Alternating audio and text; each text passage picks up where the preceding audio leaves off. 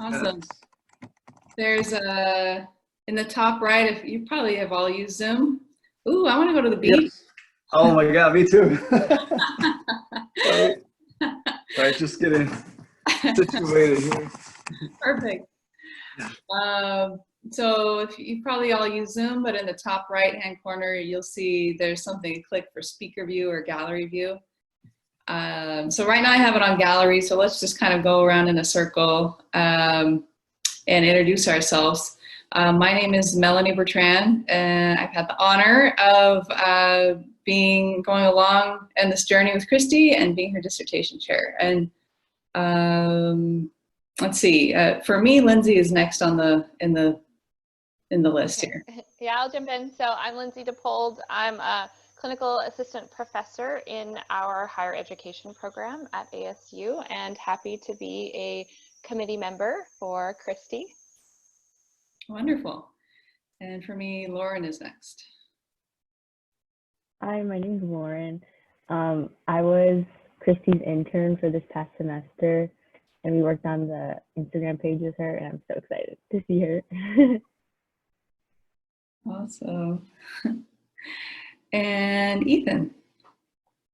Hello, I'm Ethan. I'm Kristi's other intern from the past semester. Nice. Great to meet you. And Brooke. Hi, everyone. My name's Brooke Foucault-Wells. I'm an associate professor of communication and network science at Northeastern University. I'm a member of Kristi's committee, and we met through a mutual connection at Northwestern, where I did my PhD, and she was at least located for some of the time that she was doing this work. Mostly. And Joe. I'm muting myself. Hi, everybody. I'm Joe Salcedo. Formerly, I've worked, when I met Kristi, I was working with the Department of Student Diversity and Multicultural Affairs at Loyola University of Chicago. I'm thrilled to be part of this and to see you. So. And Tasha.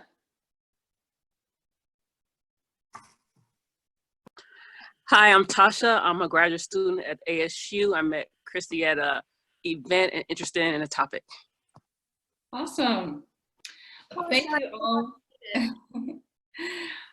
Thank you all so much for being here and joining us. I want to give a special thanks to the committee. Thank you so much, Drs. DePold and Foucault-Wells. I appreciate you so much. And thank you to the rest of the folks who are here. I mean, you know, what an amazing group present here. And I know that everyone contributed to Kristi's amazing dissertation in different ways. And so I'm so thankful, and I'm sure she is too.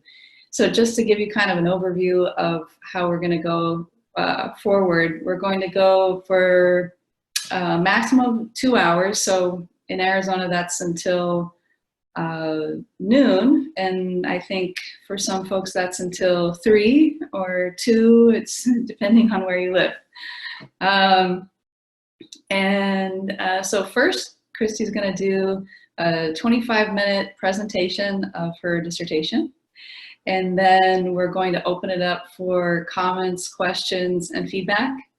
And then for those of you who have never been in a dissertation defense, what happens is, well, if this was live in person, usually what happens is that the committee members ask everyone to leave the room, including the person who's defending the dissertation and anyone else other than the committee members.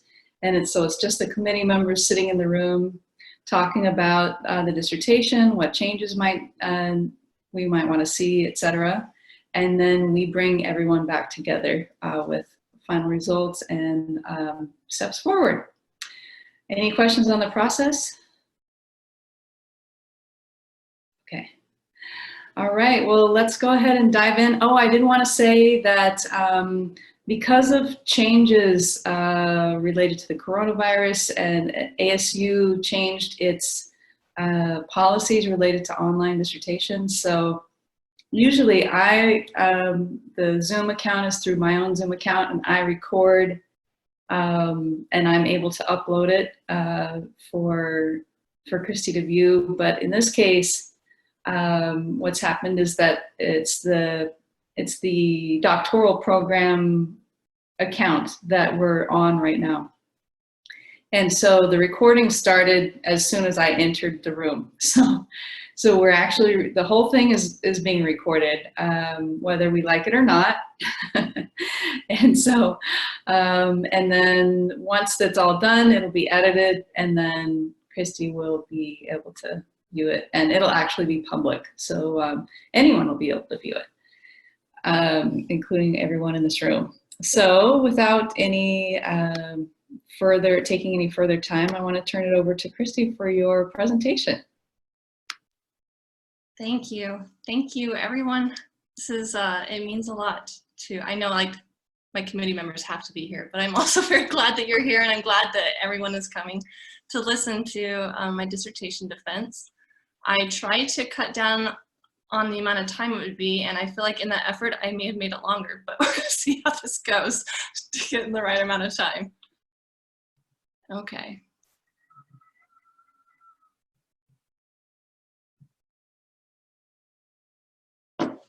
Now let me check really quick. Is everyone able to see it yet? No? Okay. No. No, not yet.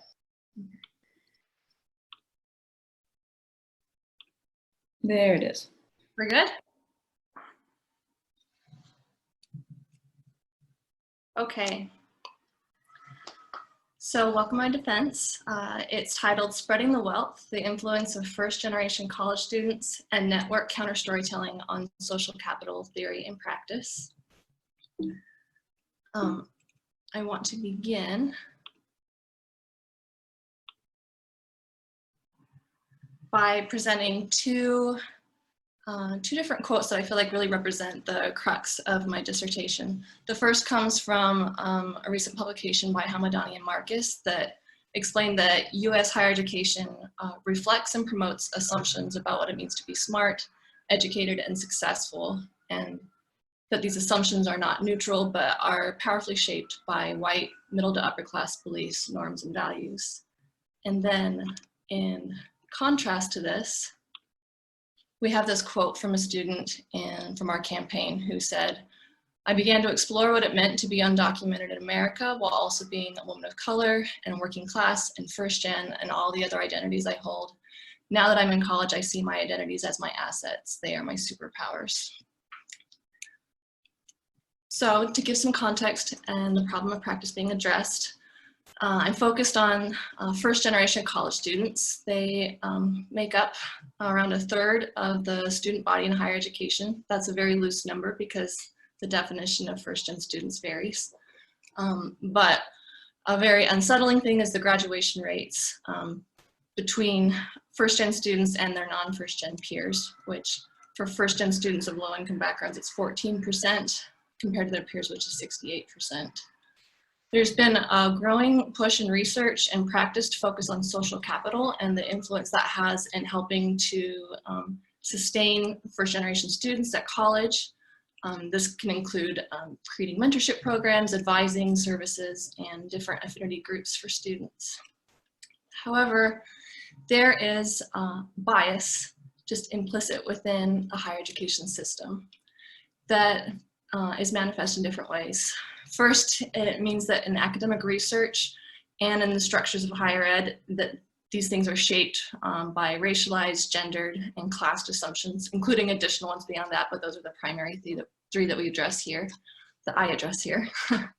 It assigns expertise to those who are at the center, who hold traditional forms of power, and it dismisses the leadership and perspectives and voice of those on the margins.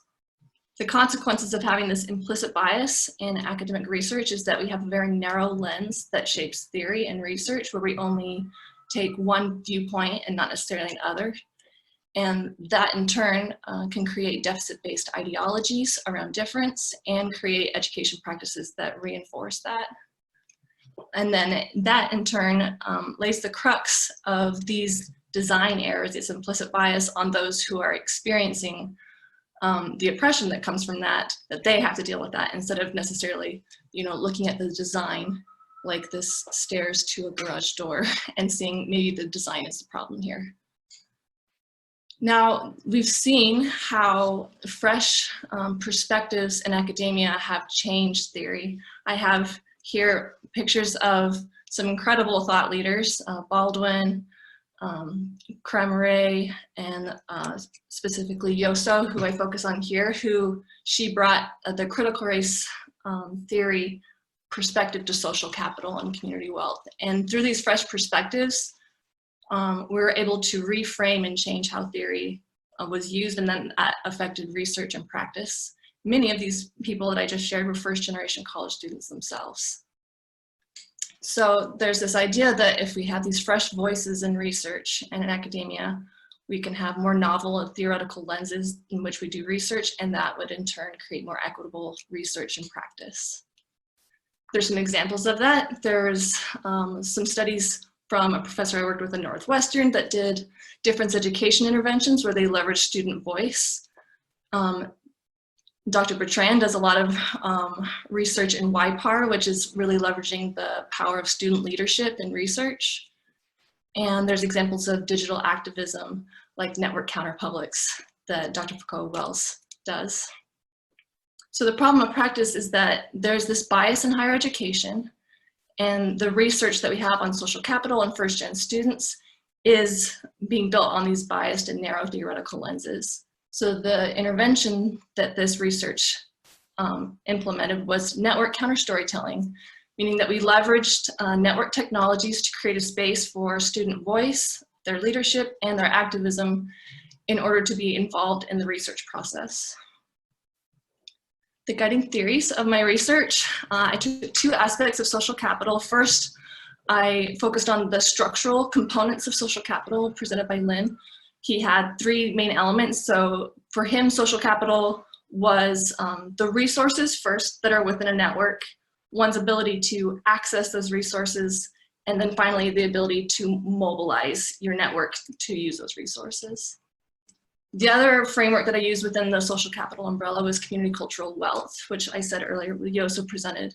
In that, she presented these 6 forms of capital that are held by communities who are typically pushed to the margins of their organization or society, and how they use that as a source of strength.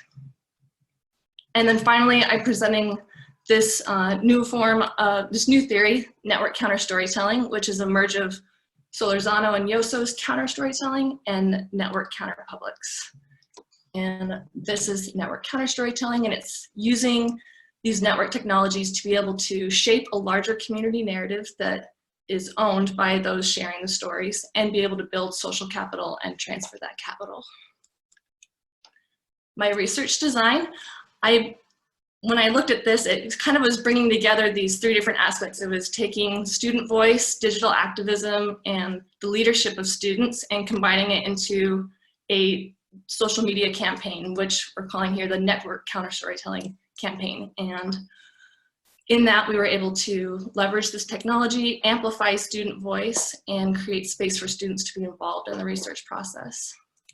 The phases of the research. The first phase was recruiting a campaign team, which I am so honored to be able to have my 2 team members here, Ethan and Lauren. Through the support of Joe, he was able to connect me with a group of first generation and students of color at Loyola University, though I'm calling it Midwestern. I don't know how, this is hard because they're here right now. But we recruited from their program, and Ethan and Lauren opted to volunteer and run the campaign alongside me. That was last spring. And then over the summer, I restarted to record interviews with some alum from that program, and in order to create podcasts. And then we worked together to figure out which social media sites we wanted to use. The intervention portion of this research took place in the last fall semester, where we launched the campaign. And in that process, we had weekly, or we tried to have weekly meetings where we would come up with content for the campaign, come up with ideas of, you know, what type of values do we want it to hold, what was the mission and goals, and just an iterative process of making the social media campaign. And then the last phase was these last couple months was doing a final analysis of the data that I collected. So I shaped the research questions on these 3 forms of theory. For structural social capital, I wanted to know how within the Instagram campaign could we measure those 3 structural components of social capital. And then I also wanted to know, in this larger narrative that was created through the campaign, how did students talk about social capital? I also went through that larger multimodal narrative and looked to see what aspects of community cultural wealth and capital came out. And then finally, I wanted to understand how students viewed this entire campaign, network counter storytelling, and the campaign we created. I used a concurrent mixed methods approach where I collected both quantitative and qualitative data along the process and analyzed and then triangulated that data to find results from the research. This is a really helpful method if you're doing action research or participatory action research where you're working together. It's also very effective in social media studies. And now let me go through some of the methods. So first, in order to study the structural social capital, I did a network analysis of the Instagram account campaign that we made. Some of the ways that I did that, because we owned the account, I was able to pull, I used all data scraped on my own. I pulled it from our own account, also from free sites like our free platforms that are available to Instagram, which is Instagram Insights and Creator Studio. And then finally, I just kept track of data throughout the whole process and kept it in a Google Excel spreadsheet. So findings for research question 1, I wanted to know these 3 forms of capital. First, we needed to find a way to measure that. And by we, I mean I already have a problem saying that. So what I did was I operationalized social capital through storytelling. So stories became the resource. And in that sense, there were both the stories themselves, direct, and storytellers, so the people who held those stories. Access was an individual's connection to the stories or storytellers, and the mobilization was how individuals could engage with those resources. Using Instagram metrics, I was able to group these into different categories. So I'll go through each type. So the resources, we measured both the real and the potential resources, which is a part of the definition, lens definition of social capital. The direct resources were the posts and the Insta stories. Indirect resources were followers. And we found, as I analyzed, we had 41 different posts and 88 Insta stories. From looking through those, there were 3 main themes of what those stories were serving. First, it was a chance to share actual stories, firsthand stories from students. I didn't get a chance to reach out to the students, see if it was okay to use this picture, so we have an emoji smiley face. We have, they were also used to make a commentary on higher education or on their experience. And finally, stories were used to promote the values of the campaign, which included ideas like community cultural wealth and intersectionality. Followers, there were 113 followers over the process. A few of the followers dropped, but this was the total number. And then took 3 different time increments across the campaign, about a month apart, and measured who followed the campaign, how large were their own networks, were they private or personal accounts, and how closely associated were they with the Instagram account. And we can go into that more detail later because it's going to be long. Access, I created some novel ways to evaluate access. A lot of these I haven't provided the statistical analysis yet. It's something I want to do, but most of the process was being able to identify ways to measure these. So we were able to measure access through the metric of reach, how many unique accounts were reached by each post. This is an example of the reach of the different posts over time. And as you can see there, it varied dramatically depending on the post that was put out, how many accounts were reached. What I wanted to follow up more, it was to see would reach of an individual post affect the connection to indirect resources, to other followers and their engagement. So we showed the reach for each post, and then what type of indirect resources were connected to each post. Like, were there more people who followed, who commented? Were there outside likes that weren't necessarily followers? And then finally found metrics to measure what could facilitate reach, which included hashtags and mentions. Mobilization as well. I use the metric of engagement to see how much unique accounts engaged with the posts that were made. And so I tracked this along with reach, and there was a very close association between that. Again, I haven't put the statistics up yet. And then I wanted to be able to better understand how they mobilize these resources. So first, I identified more active forms of mobilization. So that included making comments or replies, shares or saves of the accounts that required additional action by the user. And then this also included follows of the account or visiting the website that we created. And then there were more passive forms of mobilization that included doing a post like or a like on a comment or just clicking to see the profile. Okay, now I want to talk through how I addressed research questions 2, 3, and 4, which was viewing this larger multimodal narrative. The methods for this was using an ethnographic analysis. So first, identified just the larger, used a large net to find all the different stories that were connected with the campaign that we created. And from that initial compilation, we had about 204 different stories. Those go through an ethnographic screening where you use a metrics provided by Causanets to determine the relevance of those stories to the research question you're trying to address. And so through that, then it was narrowed down to about 151 stories. And then finally, you do a duplication check to see, or I did a duplication check to see if there were any repeated stories where it was the same person sharing a narrative but on different places. And through that, I ended up having 106 total stories from unique perspectives that were used. These were then viewed through a quasi-grounded theory approach.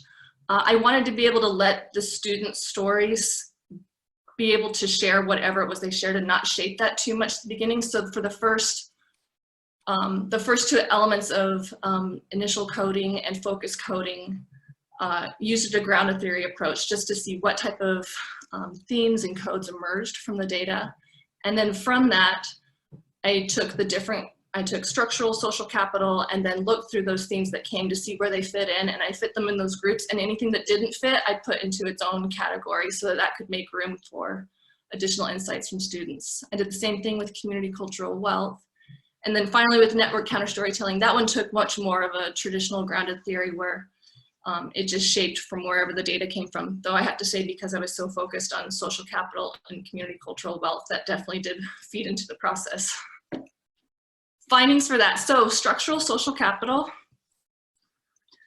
This question was wondering what are the different parts of social capital that came through the students' stories when they were sharing this in the campaign. So first they talked about these different resources, both direct and indirect. One of those was firsthand stories. So I love this part where they said, there's just something more about hearing it from them. A student talking about just hearing stories from another student really mattered. They also really valued mentorship, being able to see how other people could navigate stereotypes. And then this last quote here, I love, was a first-year student listening to other older first-gen students sharing their stories. And in that process of hearing their stories, they were able to see themselves as being a potential storyteller and a mentor themselves, saying, maybe one day I'll be able to do that too. Students also talked about different spaces that they tried to access these resources. So what I thought was interesting is that, so several of the students that we were able to interview attended the same campus and went to the same intervention programs that helped to support first-gen students, and they had differing experiences there. So this student talked about how immediately when they went to their first-gen program, they felt a sense of belonging. They felt that they knew that where their people were. Yeah, another student who also attended that talked about how going to that cohort was nice, but they still felt so different and felt like they didn't connect, and they still didn't go home feeling validated. So students had different experiences with these university spaces and how it helped them. And a lot of them talked about how difficult it was having these traditional spaces of support being so compartmentalized. So I love this quote where one of the students, a group of students, were talking about having these support programs, and the student remarked that, you know, at 1 o'clock you can be a person of color, and at 2 o'clock I'm going to go be queer, where they felt like they could only have different aspects of their identity represented at these different times or spaces. Additionally, multiculturalism was another theme that came out a lot, that having more nuance to the type of cultures that they have made it difficult sometimes to fully engage with these spaces.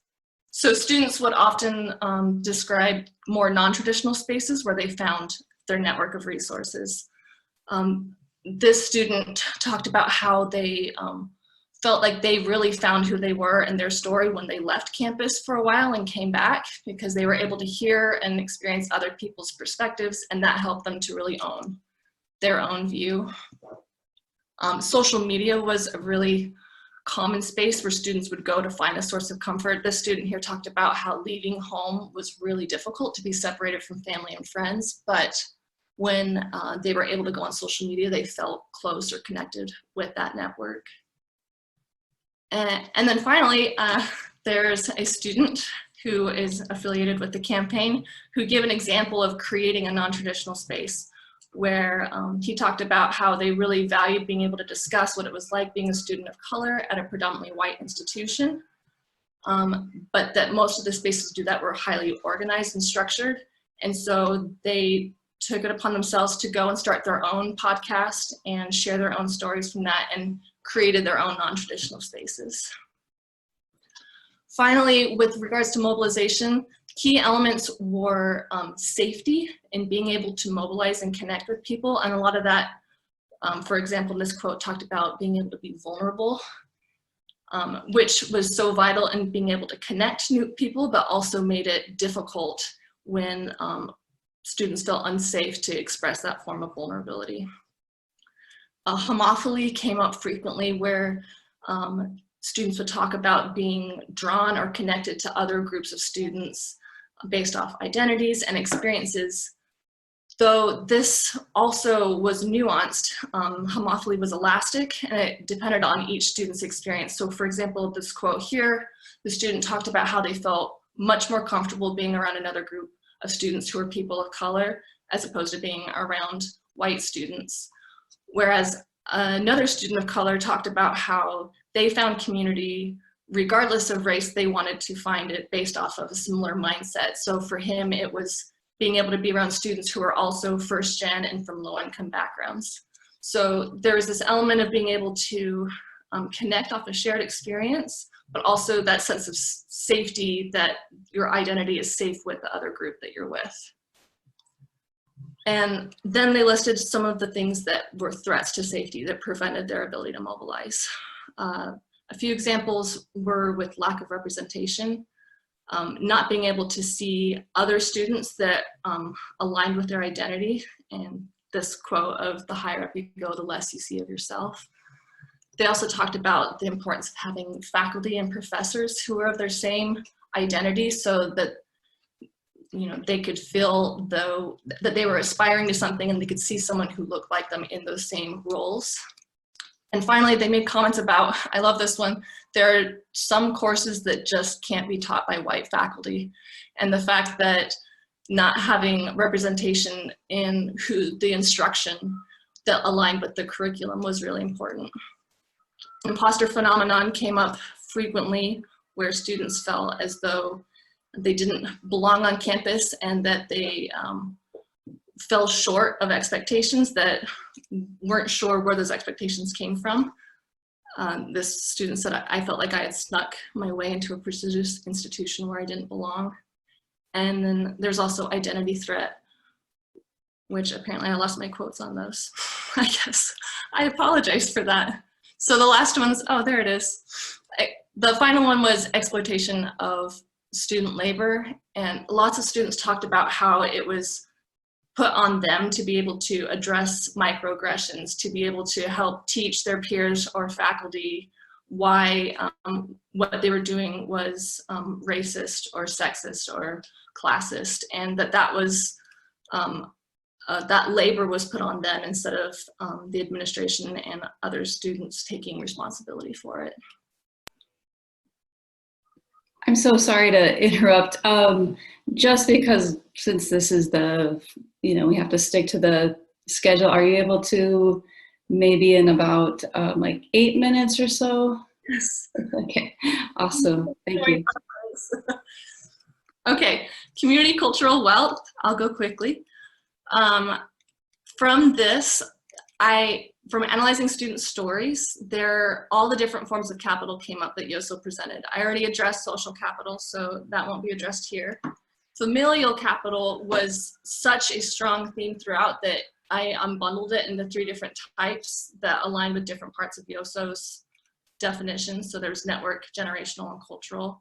And then beyond these, there were 3 additional forms of capital that emerged from the data. There's economic, positional, and perspective. And all these different forms of capital were presented in contradictory ways. So for example, this network form of capital, there is an interdependent type where students talked about how, for example, the student talked about graduating and the pride of her parents, and that stated that she was so proud of her parents because with their time and effort to pay for my education, they earn every bit of my achievement, showing this interconnected network in achievement. On the other side of that, students would also express often frustration at not having more of an independent capital, stating that it was hard to take risks and steer yourself off of that path, whereas they saw a lot of their non-first gen peers being able to veer and adapt and pivot more. I'll skip over these ones so we can go to the last part. For network counter storytelling, just how do students view the value of network counter storytelling? I love this phrase about talking about it being an art of storytelling and the value that it holds. So they viewed storytelling as a way to have mentorship. They also viewed it as a way to be able to reflect on their own identity and find connection and homophily. And it was a way to be able to create community and belonging on campus. We're here talking about being able to be a part of a much bigger picture, the demographics at their school. They also discussed issues with silos and echo chambers. A student talked about, while they valued social media, it was also very easy to feel isolated if that was your only source of community. The student talked about the selective curation of content, and even though the campaign was able to put out those materials, if someone didn't want to hear it, they could just choose not to follow or to block it. And students also talked about how it could break down these silos. So it gave a chance to be connected and to learn about people who are different than themselves in a way that they maybe couldn't do in a physical sense or geographical barriers. And also talked about how it created a place to be able to build emotional connections with people, to understand other people and also to feel understood. And then they talked a lot about how can they bridge these barriers? How can they be able to implement change beyond just in this digital format? So to do that, they talked a lot about accessibility, and that was touted that social media was valuable because it was so accessible. They discussed their part in being able to spread the word, that students could have ownership and leadership in being able to spread these stories and have its impact. And they talked about how when there's enough stories shared and enough people hear it, and they reach the right people, which is an interesting concept, that it could create a call to action that could spread across the country, was viewed that this potential could have in the network counter storytelling campaign. So, oh man, I don't know if I'd use my 8 minutes, but I'll go fast. From the discussion, first, I wanted to present contributions that this research provided to research and practice. First, this research produced novel methods for measuring and analyzing social capital within social media communities that I think that could be valuable for both practitioners and researchers in studying these networks. It also demonstrates the power of network counter storytelling in creating a space that students can have voice and leadership in creating change, and especially creating change within academic research and settings. Contributions to theory, there are 3 different aspects of theory that this research contributed to. First, it presented a different view to social capital, which I'm framing as mutualistic social capital. So a more traditional form of social capital is very unidirectional. This is a quote from Lynn, who was the one that shaped even the research that I was using, where he viewed it as a transaction that was asymmetrical, where there was a social debt from the receiver to the giver, and creates a very imbalanced system. In my perspective, mutualistic social capital puts people on the same level, and it shows, this is a quote from the campaign saying that first-gen students have new and refreshing perspectives, that they should see themselves as having different perspectives, gifts, and talents that are relevant and useful to the university. So being able to see a mutualistic sharing of capital. The second theory is this concept of intersectional community cultural wealth. From studying this, you can see how one's social capital shapes the type of community cultural wealth that they have. And within that, there's nuance between how that capital is shaped in both dominant and non-dominant forms. So within a different context, you bring in your cultural capital and you can determine what aspects of your capital are more centered and which are pushed more to the margins, and then be able to understand the type of capital that provides you. This is really valuable to create a more nuanced lens to community cultural wealth and how that is impacted in different systems. And then finally, with respect to network counter storytelling, we use those concepts of community cultural wealth for students and understanding that each student has their own types of capital that are shaping what their community cultural wealth is. So we have our little orange one here, and then over here, different type of capital. So they each have their own community cultural wealth, but they're able to connect together through storytelling and build a shared connection and homophily, which are used through storytelling resources. These can be facilitated through spatial resources, such as like a physical setting in a classroom or at a mentorship program. However, being able to broaden its impact, there's also spatial resources that are digital, like this networked campaign, where students who maybe aren't able to be in those physical spaces can also still connect and share stories and swap that capital amongst themselves. So I want to finish with this final quote from another student in the campaign. They said, "First-gen college students are the leaders of a century-long game of catch-up. But if we stay motivated while acknowledging each other's struggles and providing systems of support, the gap will quickly close." Can I do a quick thank you? I feel like I'm at like the part where, you know, like the people get an Academy Award and they only have 30 seconds to thank people, but I want to thank people really quick. I really want to thank Ethan and Lauren and Joe.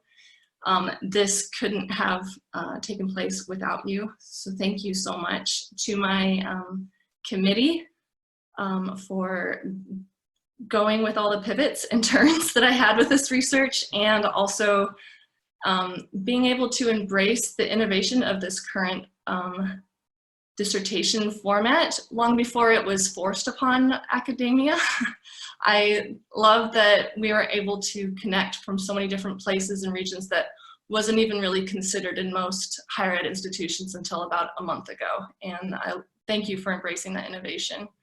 And then my LSC community, and especially, even though he's not here right now, my husband and my 2 kids who are out walking so that I can give this presentation. This has been for them. So thank you.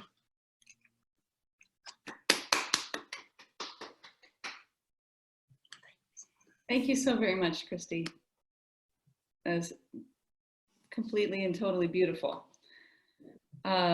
So now is the time where we turn it over to comments and questions and feedback. And so I'd love to start with, you know, Lauren or Ethan or Tasha. Do you have any comments or questions or feedback? Not that if you have something along the way that this is the only time, you know, just wanted to open it up if you had any initial thoughts. I told them there is no pressure for talking, but also feel like if you have it, it would be, I mean, this is all through my perspective of the campaign, and if you have your own thoughts on, you know, how this differed or how it was for you guys. And yeah, no pressure to speak either. If anyone wanted to jump in, that's okay. Okay, so we'll circle back around and see if there are any thoughts from those who are directly involved. Now let's move on to Mr. Salcedo. Do you have any feedback, questions, comments? Yeah, I mean, just off the bat, kudos and bravo, Kristi, and also a special shout to Ethan and Lauren. I miss seeing the students being removed now from the institution world, but I just can't believe how much has happened and transpired since first meeting Kristi with the idea. Thank you, Dr. Bertrand, for being the connector for us, and it's just been a pleasure to really sort of see where you've taken this whole dissertation process. And I have a lot of, I think, questions and comments, because I think in reading the dissertation and hearing you present right now, it just elicited for me a lot of ways that you can serve as a bridge to, you know, student affairs practitioners at this institution, and frankly, any other institution who's willing to listen and really center the voices of first-gen students and marginalized students. But for me specifically, for Midwestern University, I think it would be of great value to not only connect it back with the staff of this department, of which the Bright Mentorship Program is sort of overseen, but I think of, for example, meeting with admissions, enrollment management, who are often very interested in highlighting and centering stories, especially from a recruitment lens, but I think they often don't do it justice. As you noted, you know, there might be good intentions behind wanting to reach out to underrepresented students, but if they're not at the table or part of this design of whatever campaigns are, then they're gonna miss the mark, right? And so admissions, I could see value for faculty.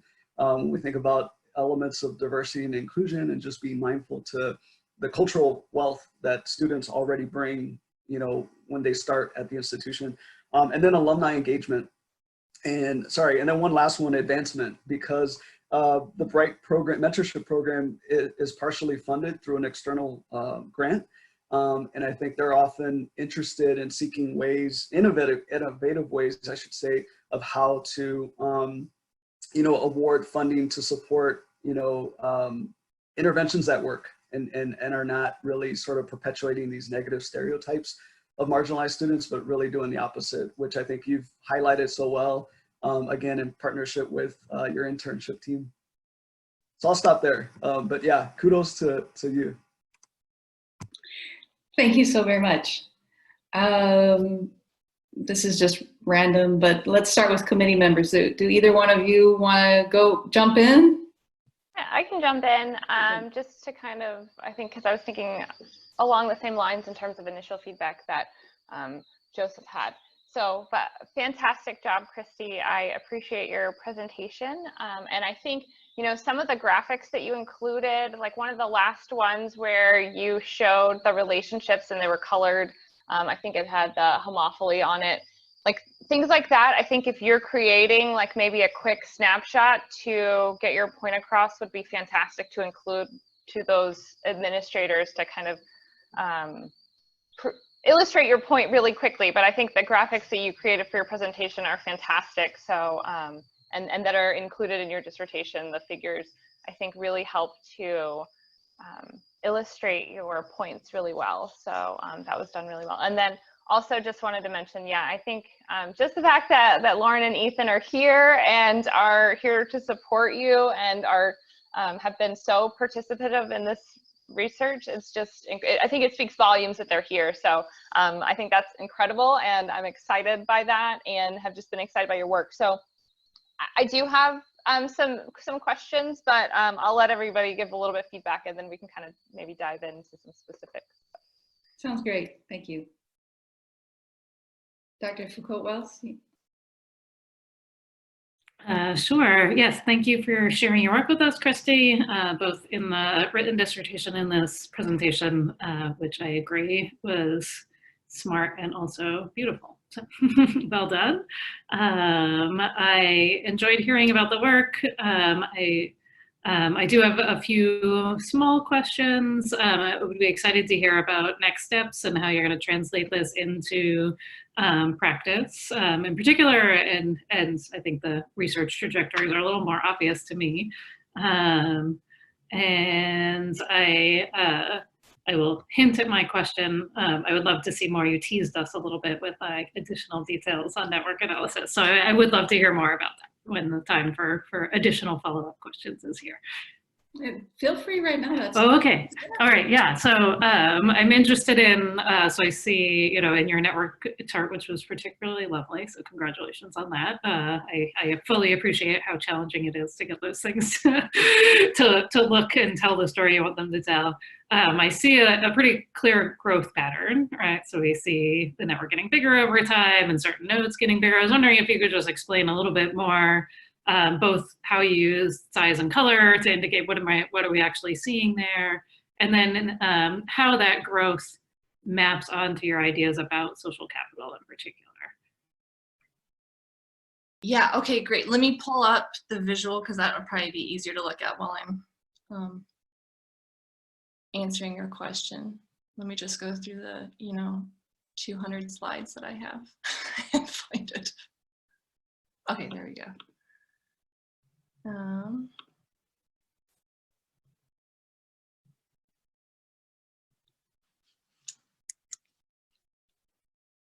me hit the share button.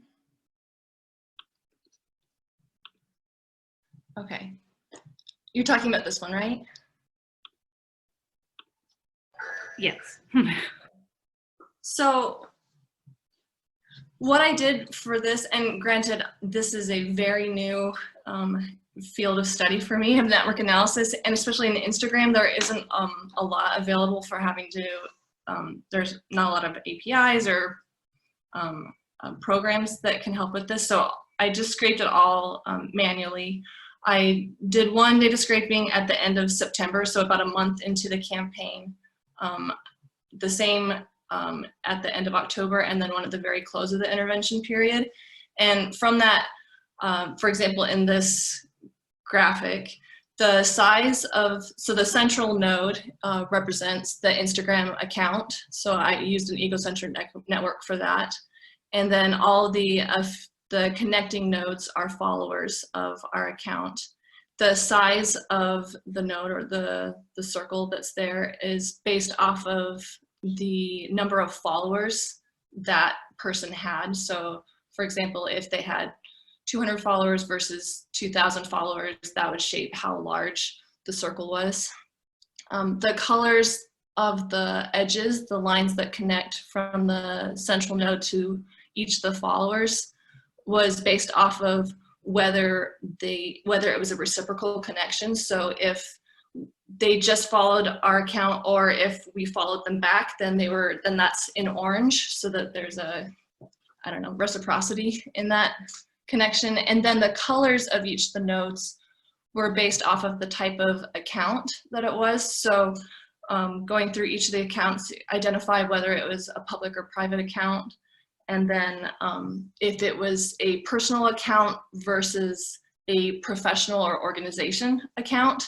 So the organizational and professional ones were in green, with the darker green being a personal account, but that was done for professional purposes, and the lighter green being an organization, and then all the nodes in black are personal accounts.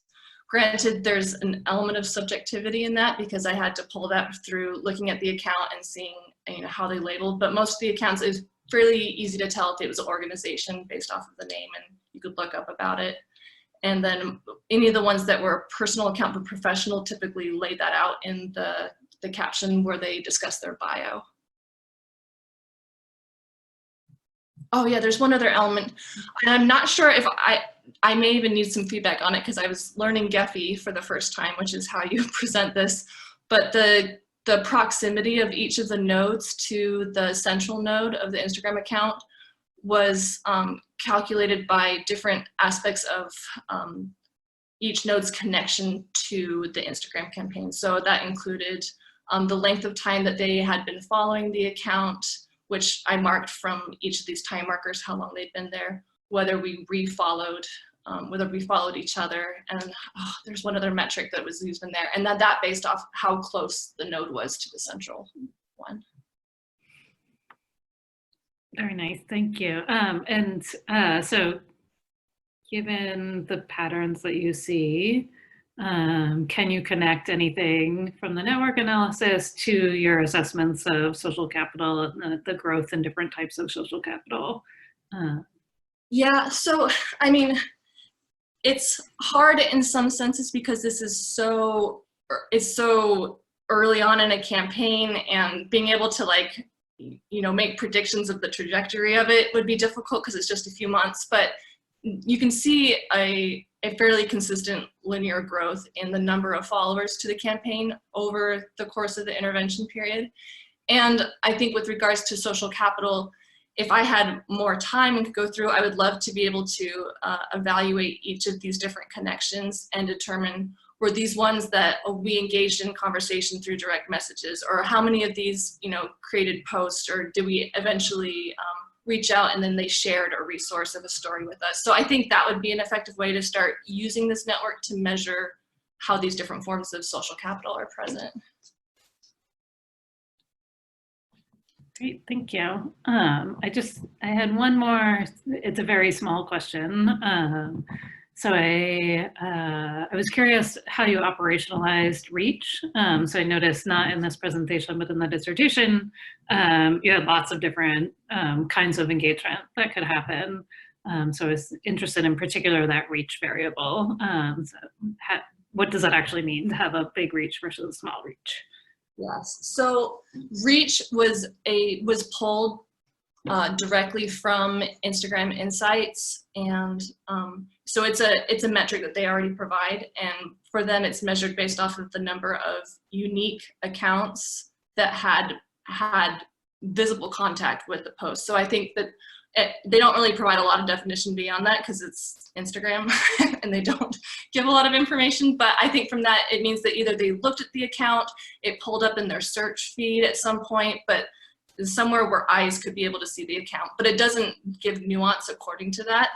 So that's where REACH came from, was that number. And then I tried to break down things that could facilitate that REACH. So looking to see if hashtags or mentions had an effect on that. And then also to see if REACH then could influence connections to indirect resources. So to other follows or other comments that could be made.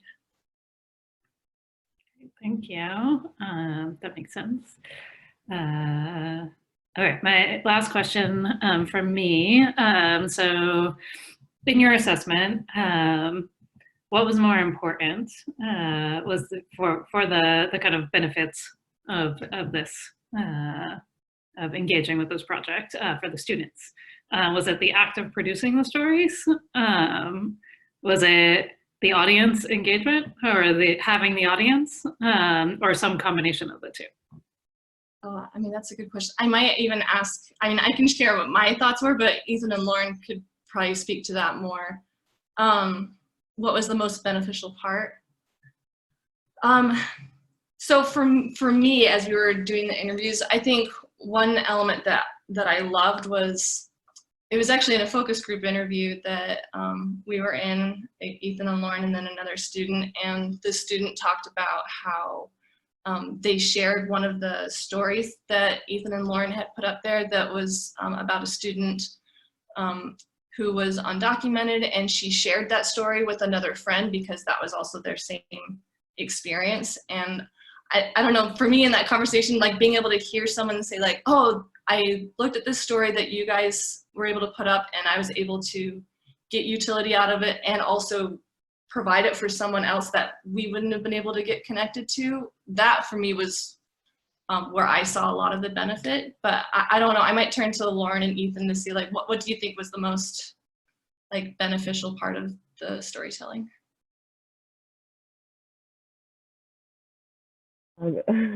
I would say, I think how the stories were shared and like the act of like seeing them and reading them, I think that was a really big thing, because I noticed like a lot of the quotes that you used really talked about like how it has like the power to make people feel like understood and that kind of thing.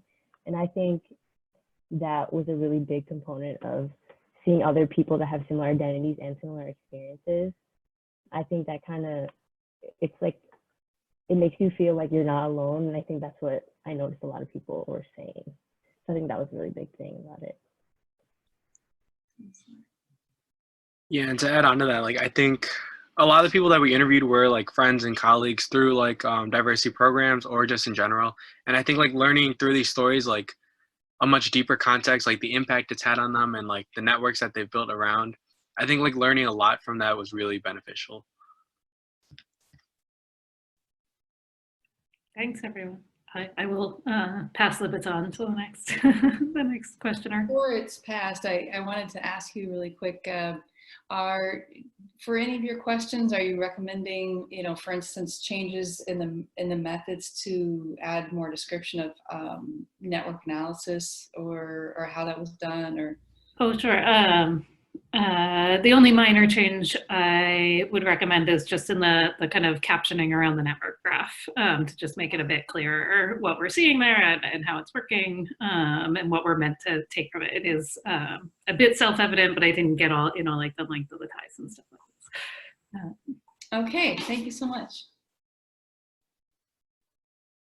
I'll jump in, but then of course we'll turn it over to all kinds of to anyone who has more feedback. And I know Dr. DePold, you said that you have some other feedback. Well, first of all, Kristi, your dissertation and this presentation was absolutely beautiful, not just in its appearance, but I mean beautiful at its core. And it's truly innovative, just like you were saying. I mean, the way that you brought theories together and you proposed new theories, and it was truly incredible. I mean, in the final wheel graphic with, you know, showing the dualistic nature of the different forms of capital, it's a major contribution. So I have some comments on some minor things, you know, for changes, and then one question related to one of the comments. So these are all really minor, but just in chapter 2, for when you talk about community cultural wealth, if you could give a description of the different types, just define them in there. And you also have that in your chapter 4 as you go along, which is great, but you could have them up front in chapter 2 to give us, you list them, but then you could also define them. And yeah, I have a list of little things. And then on the actual document, I have some little typo type things, but I'll just say kind of the bigger the things, but again, they're small, they're very small. So there was that in chapter 2. In chapter 3, the bigger things are, if you could describe the intervention more, kind of give us a breakdown of what you did at different times. There's the intervention section. If you could add some more information about that. You know, you could even use your presentation today as a model of that. So just to, you know, for instance, the podcast interviews and how many podcasts were released during the campaign and things like that. And then, yeah, more information about your coding. So on page 66, more information on how you coded the direct storytelling resources. And on page 72, more information about how you coded basically in that section called analyzing content from the net ethnographic screening. So for instance, you could include examples of codes, things like that. Okay, great. I knew that was going to be one. Yeah, this is all minor and small. Also in chapter 3, some people put it in chapter 5. It's your choice. I mean, I kind of prefer chapter 3, but it's up to you. Like a limitations section. Oh yeah.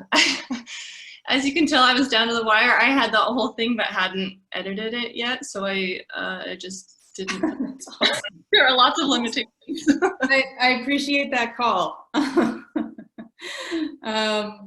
Yeah, and so those are, and then I have a question which is related to whatever your answer will be kind of related to the other recommendation. So in chapter 5, you talk about contributions of research and practice. I'd like to ask, what were the contributions to research and practice specifically related to higher ed and first generation students? And I know that was really presented in your presentation, but if you could just kind of give an overview. Yeah, I would say, so I did, and I had mentioned this before, I think I included in the dissertation, I feel very strongly about putting more effort into merging the idea of research and practice, and the contributions influence both. I think we silo research and practice so much that is detrimental. So I would on a more like meta concept, I feel like the research helps to address that whole issue of being able to bring together research and practice more and realize that they go hand in hand.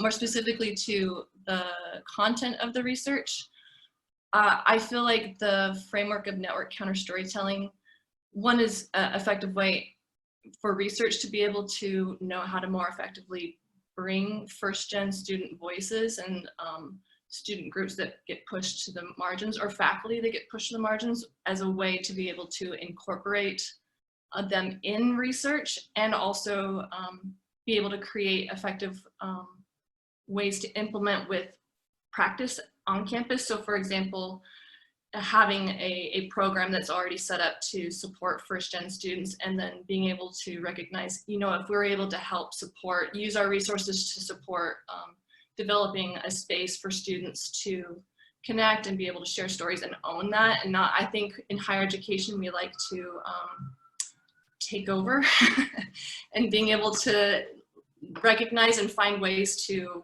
know how to step back and see that power a little bit, and just know that we don't have all the answers as faculty. Like, I can give an example of how this played out in our very campaign, and Ethan and Lauren can tell you about this, but when we were first starting to put out the post, and I would ask them like what time they were going to put the post out, I kept like recommending to put it out around like 10 or 11, you're saying 10 or 11 o'clock in the middle of the day, because from other work that I had done on social media campaigns, that was like a key time to be able to reach the audience that we had. But my audience in that group were primarily parents, and that was the time. And then we realized when we look at the data later on that was like the worst time for us to be posting, because that wasn't when students were on social media at all. So that was an example of like my own implicit bias and my own experience, and saying, no, this is how it's done. And then Ethan and Lauren being like, actually, this is the best time. So I feel like if we can take that micro example and then just apply it in higher ed, we'd be a lot better off. Thank you. So if you were going to give, I know this goes more toward the practice side, but if you're going to give concrete recommendations, what was mentioned to staff, faculty, alumni engagement, and student affairs practitioners, so you would say create a space for the student run where they can share their stories, and anything to add to that? Or you know what, that's a great, I need to think on it a little bit more, but I feel like the most important elements is in every aspect of decision making, whether it's curriculum, whether it's a student program, anything, that the decision makers include students who will be affected by that. So I think that would be one concrete thing there. And then, but I think you can't just have that, because there's still power dynamics involved in that context. And so there's some element of being able to create a safe space for being able to communicate, for being able to leverage their own power against these power dynamics. So, and that's something I think I would need to like talk more with students and faculty about, to figure out what is the most effective way to be able to not just make space for students, but create space that where they can effectively mobilize their capital. Awesome. Yeah, so that's my recommendation for chapter 5. I'd like to see concrete recommendations for change. Oh, I see maybe Dr. DePold nodding. I don't know. Okay, concrete recommendations for change for practice at higher education institutions. You know, what would you tell them? You know, people are gonna be wanting some really concrete lists of recommendations. And of course, since this is within the dissertation framework, these have to be stemming from, so, you know, you can say the following recommendations stem from my research. My research suggests this, that, and the other. In addition, however, with it, you know, you can include insights based on informal conversations that are outside the research. You know what I mean? Like, that's not unallowed, but just make sure that, you know, you're saying, here are the recommendations that are stemming straight from my research. My research is suggesting that you do A, B, C, and D. And that, you know, and in addition, you know, from other informal conversations, other research, et cetera, I suggest this, that, and the other. So that's it for me. Before returning to Dr. DePold, did anyone have any comments or questions? Okay, all right, go right ahead. Yeah, I was nodding. That was one thing that I think that there's more potential for are those concrete recommendations. And I mean, even to maybe a clearer connection, I mean, you talk about like previous interventions from other researchers in chapter 2. So the recommendations that they've recommended based on theirs and how those might overlap with your own. The other thing I would think too is thinking about scope, because it seems like this has just really been housed in more of the like social side of campus, but I think there's opportunity to integrate it into the academic side too. So I think that's just something to see if there are implications out there, but I do think that concept could also translate really well to building community within academic departments too. So something to consider. And then my question for you would be, it is an understatement to say that you have a lot of research here and a lot of data to share. So I think your presentation, even that, you did a wonderful job of presenting the overview of all of the information you have. But let's say, you know, we're your governing board or your institution's governing board.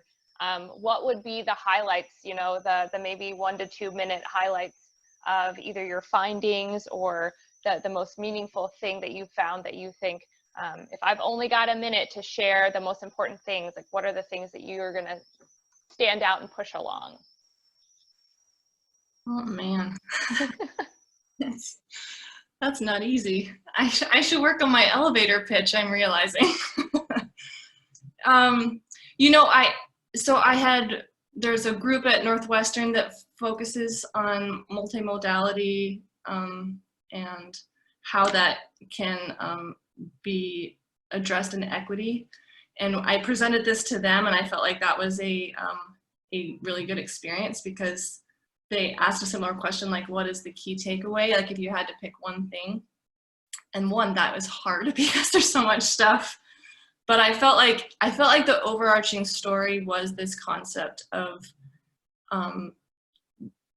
counter stories being in networked spaces, and just the power that's there. So it is this concept of network counter storytelling, because I feel like everything stemmed from this. It's this combination of being able to speak an experience that is counter to what is mainstream and what is viewed as sometimes correct, and having ownership of that, but not only being able to do that, but to do that in a way where those stories can be held as a resource and turned to later on, and also being able to do that and build a network from that. I think that there's something really powerful in that, and we've seen how quickly that can, even like as I was writing this dissertation, I imagine you probably read it, but everyone's education is being shifted to digital. And then I read about the students in China who had that app that was supposed to be for homework, and within like a day's time, they had all given it 1 star so that the app couldn't be used anymore. And so they didn't have to do homework because the app crashed. And I was just thinking about like, wow, this is like playing out in real life, like this network of students who typically don't have any power in that type of setting, who were able to use technology and connect and just like, I don't know, make a statement. I'm sure it was very frustrating for the app creators, but faculty, but I don't know. I feel like that's the crux of it, is this networked ability to for outside groups to shape mainstream structures. Yeah. Yeah, and it's certainly very timely, right? For you, I would imagine, like you're seeing the shift, and even I think if you were, yeah, I think you would see even more support for your concepts, and it wouldn't be, I think when you started this research, it was probably something that was novel and, oh, this is totally different, and now it's going to be more of the forced like norm, at least hopefully long term as well. So I think kudos to you for having the foresight to see this importance and already start this work. The other thing, let's see, there were a couple things that were just really fascinating to me. The idea of this digital activism and the role that could play, because I do think that we see a lot of students who are digitally active, but this idea of digital activism is totally different. So I like that that's included in there and part of your narrative. So just a comment on that. And then, I mean, thinking, I guess, in terms of like talking about the timeliness, if you were to rerun the study, knowing what you know now and in current conditions, what would you do differently to improve maybe on your research now that you've got 1 round under your belt? That's a great question. Well, first and foremost, I would, I mean, I don't know if I can do it wholeheartedly because I'm thick-headed, but I would probably listen even more to the students who are running it, even though I thought that I was. I would do that. I think in some ways, and maybe Ethan can speak to us, I think something that was difficult at first was that, I was coming into this research project with an idea of what I needed to do in order to graduate, but also something that I wanted to do because I'm passionate about. And, he and Lauren came in for some matching reasons, but probably their own, and then trying to figure out how to do that together. And also, I wanted so much to be able to like let them have autonomy on it. But I think at the very beginning, I was like, okay, go, like make a campaign. And they were kind of like, okay, I don't know, where do you want to? So I realized that just giving autonomy wasn't like actually helpful, like being able to know how to be engaged, but also know how to step back. That's something I would try to be able to implement better and get more feedback on how to do that. I would say the one thing that is very interesting about, and the timeliness of everything going on, is that it's interesting that my research project and how it was conducted is almost completely removed from the current situation with the pandemic, because I had to conduct all the interviews through Zoom calls.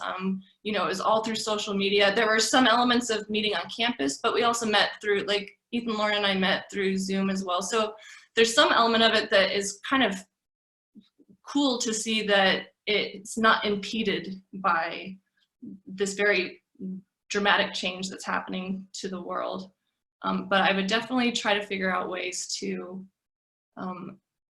more effectively step back, but also feel like I'm being supportive. So, yeah. Thank you. Yeah, I think I'll hold for there, and if we've got more time, I'll ask more, but I want to make sure everyone else has time to ask questions too. So. Thank you. Other questions or comments along the lines of anything that we've talked about or anything that we haven't talked about? I might even ask, and Ethan, you don't have to answer, but kind of the question that I got of what I could do to do better, what would have been better, like more helpful for you? Am I allowed to ask questions? Am I just to other people? Yeah, for sure. I think also Lauren's internet cut out, sorry. But I think like one thing that we learned during this, like a lot of it was learning while we were implementing the research and like doing everything. So I think like if we went back into like having a solid plan from the beginning, just 'cause I think we did learn a lot during it and from it, and like we're making changes as we go. Like Kristi talked about, like when to post, like that was like a big thing, just trying to like figure out during. So I think just like everything we've learned so far, like implementing it at the beginning and having like a solid plan going into it.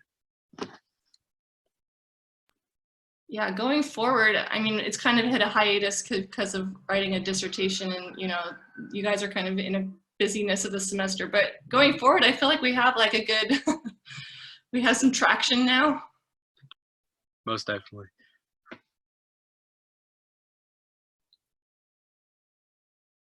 Other comments or questions?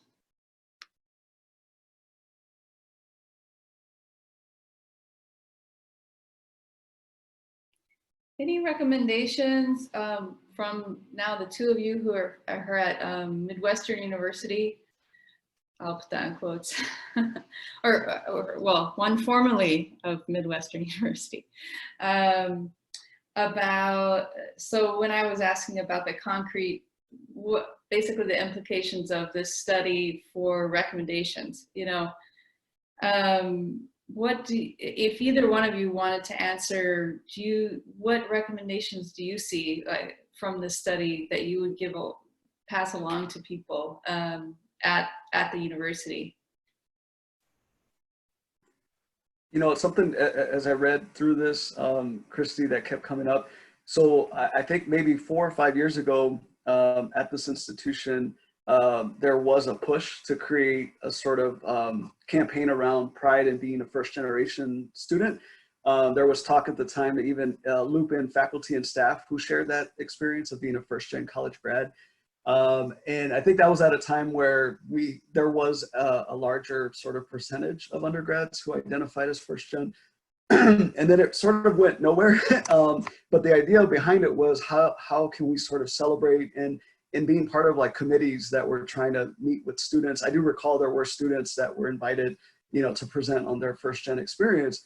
But I think I was struck by how even despite, you know, bringing in, you know, just a small percentage of students, I think a lot of people are still hung up on assumptions that we often will make about the first gen experience. And what I liked about your research was that you were already citing in your lit review, even all the sort of theories that, you know, again, perpetuate deficit narratives.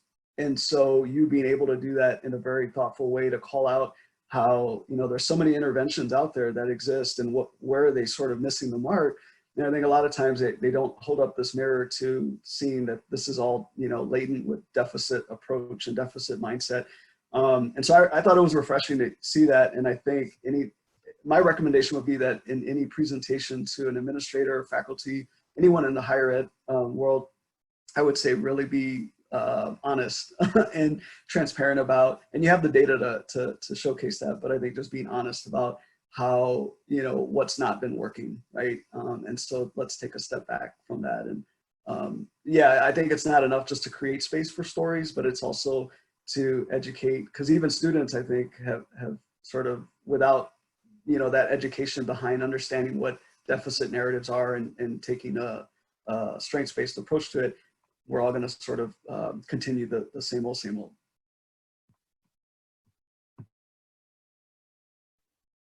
Anyone else want to add along those lines?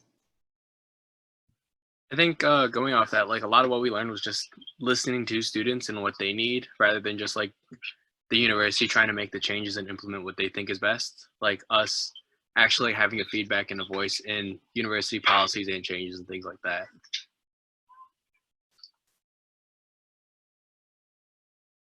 I would also add, so I thought it was interesting. I don't think I was able to include it as much in the dissertation, but there was also this element of how we were trying to spread awareness of the campaign and different engagement. And that was exciting, but also very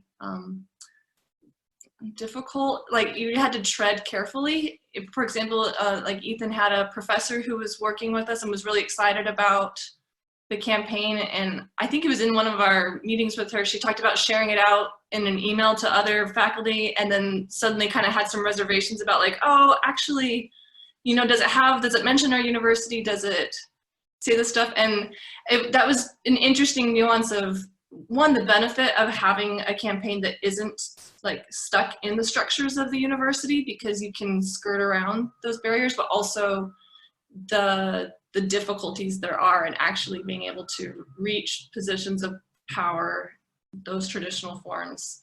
And I don't know if that stood out to you at all, Ethan, in that conversation, but I kept thinking, oh, there's so many like useful voices this could go to, but just sending it out sometimes isn't ineffective, or could sometimes be harmful for those who are sharing the stories or sharing the campaign.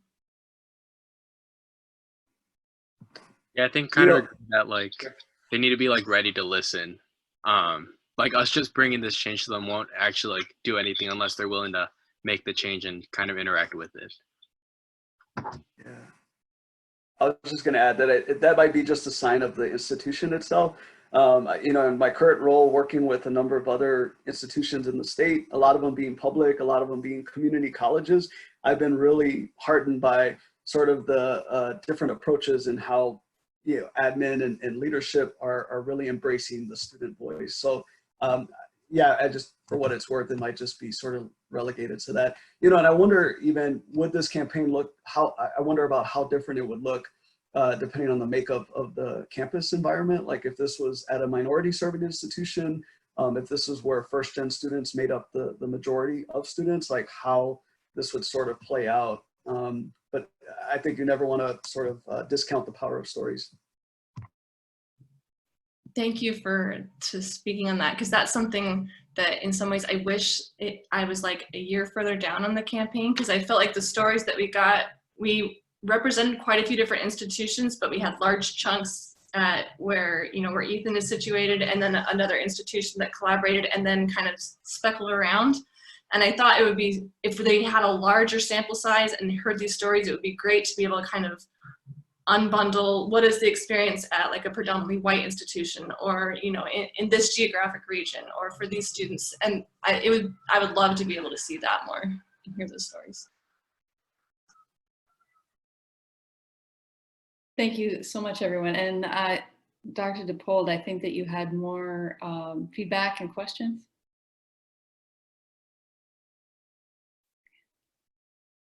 Yeah, I'm trying to think if there's anything that needed to, that I needed to discuss. I think they're all like minor things after what we've already talked about, so we're good. Okay. That sounds good. Dr. Foucault-Wells, any other recommendations for changes or questions, comments? I do not have any more recommendations for changes. I am curious where, so this is really important research with both practical and theoretical findings. Where are you at in terms of sort of preparing the follow-on reports? I imagine not very far, so because you've just finished this. But I guess maybe it's not even a question for you to answer, but to plant the seed, there's you know, at least one strong theoretical paper to pull out about the storytelling aspect. There's clearly lots of policy or practice implications. So that's not my area of expertise, but you know, some brief to give off to universities. And then I would suggest there's also a really interesting methods piece here that I could see being placed in kind of a social media communication methods journal. So since that's my area of expertise, I would encourage you to follow up on that too. So how do you combine the netography with the network analysis and the, you know, the kind of content analysis of the posts, and how do you do that well? One thing that's really commendable in your work is the care that you took not only with joining the methods together, but situating them very specifically in a population. So I'm sure you've noticed in a lot of social media research in particular, we kind of forget about the fact that social media, you know, even the same platform is very different to different users. It's very context dependent. And even for the same user, it's different depending on what they're saying and who they're trying to reach or what kind of feedback they're getting. So there's something really lovely in here that you've done. So I wanted to lift that up as a third possible publication or follow-on piece. Thank you. Yes, that is, I will probably be reaching out to all of you for help on that, because that is the next step, and it's a step, those are steps I'm not as familiar with, so I would love guidance on that. Thank you. Wonderful. Any other final thoughts or questions or feedback, suggestions for change?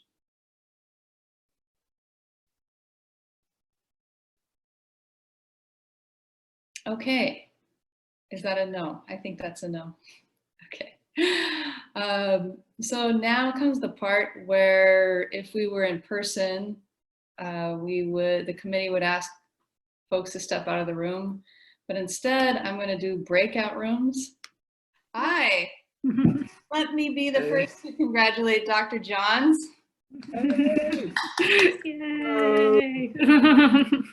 Yay!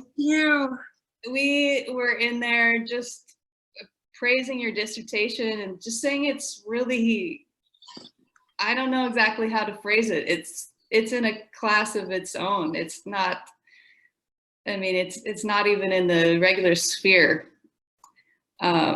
It's phenomenal. It's absolutely phenomenal. Yeah. That deep breath. Anyone want to say any words to Dr. Johns?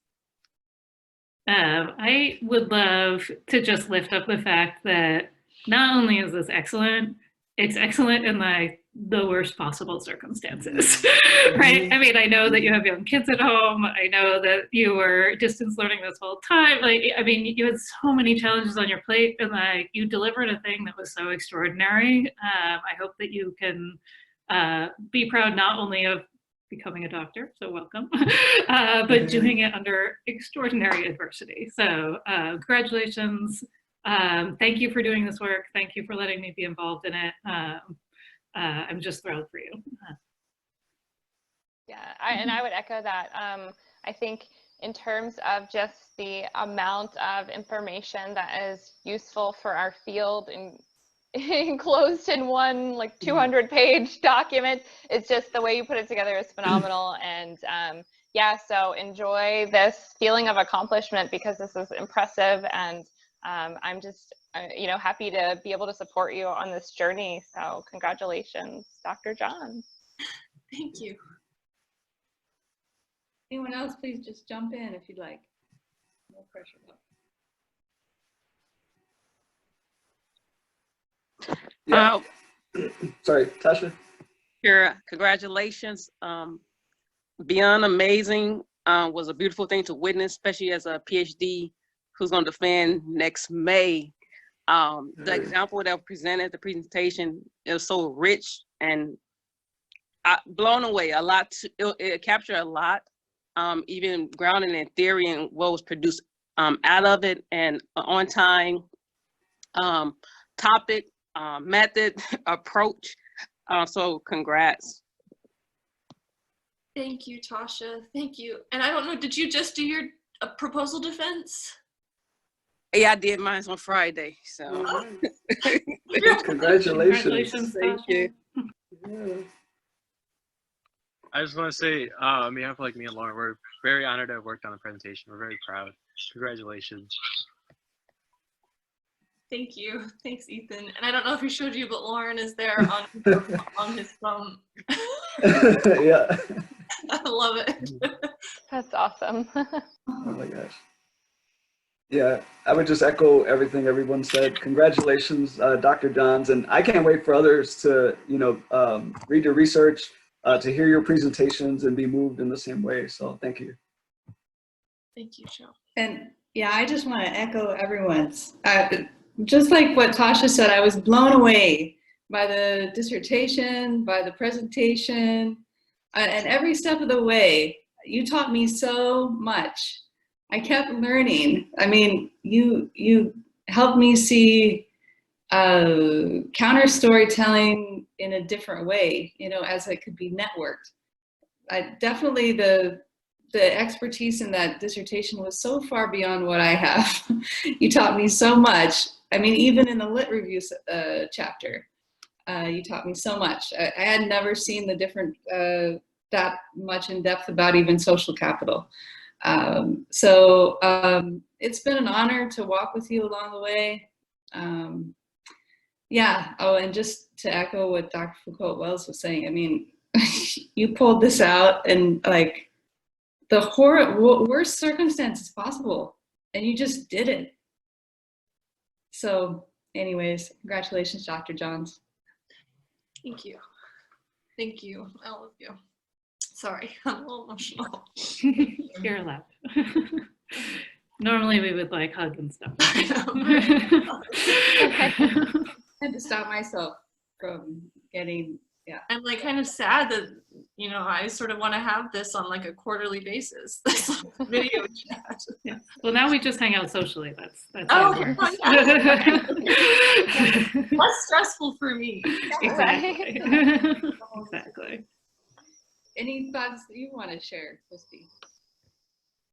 Oh, I feel like my mental state is in a place where I don't know if I'm very coherent at the moment, but I just I think it's I realized the more I studied this, the reason why social capital was so important, because I changed my life and my trajectory, and I feel like this is just I feel like I was living my study in a lot of ways, and you guys have been some of the in the most flattering sense possible, the key nodes in my in my life, and I'm just very grateful. Thank you, and thank you for going with me with all the different twists and turns of the study.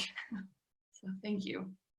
Definitely. And I didn't mention this, but it's a pass, obviously. Oh, okay, good. Goes without saying. Well, does anyone else have anything to add? I would like to encourage you to take some time off. Yeah. She's like a whole week without opening your laptop, or, you know, sign the papers or whatever. But, yeah, take advantage of it. It's a tough time for everyone, and you earned some downtime. Yeah. Thank you. Definitely. Yes, I will. Incredible. All right, well, let's all, you know, celebrate in our own way for Kristi, and also Tasha. Congratulations to you both. Dr. Johns, and I just wish you all well and lots of health and you know, wellness at this time. And it's been great. This has been a wonderful, and because of the amazingness of the dissertation, actually a shorter defense than the norm. Anyways, wishing you all well. Be well, folks. Thank you. Take care, Thank everyone. you. All right.